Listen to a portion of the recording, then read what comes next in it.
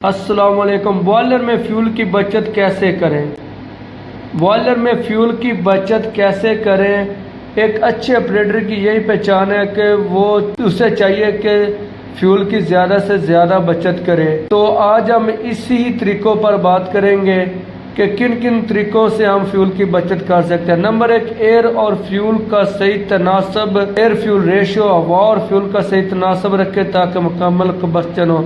अगर एयर और फ्यूल का सही तनासब नहीं होगा तो कंबस्चन अनकम्प्लीट होगी, जिससे फ्यूल का ज़्यादा ज़या होगा। नंबर दो, बॉयलर की इंसुलेशन बेहतर बनाएं। बॉयलर की पाइपिंग, ड्रम और चैम्बर्स को अच्छी तरह से इंसुलेट करें ताकि हीट लॉसेस कम से कम हो। नंबर तीन, ब्लोअर, फीडर और फैन की मेंटेनेंस। पुराने डस्ट वाले ब्लोअर ज़्यादा बिजली और फ्यूल खर्च करते हैं, इनको हम बेहतर करके भी फ्यूल की बचत कर सकते हैं, बिजली को बचा सकते हैं। प्री हीटर और इकोनोमाइजर का इस्तेमाल करके भी बेहतर फ्यूल की बचत हो सकती है। एयर प्री हीटर हवा को गर्म करता है जो मच्छर को बेहतर बनाती है। इकोनोमाइजर पानी को गर्म करता है जिससे फ्यूल की बचत होती है। लीकेज और फ्लू गैस लाइन की जांच, अगर कोई लीकेज हो तो फौरी बंद करें।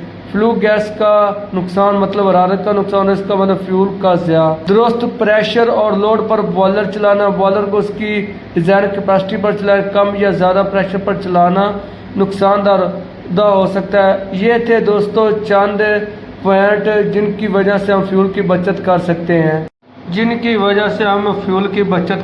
याद रखें छोटे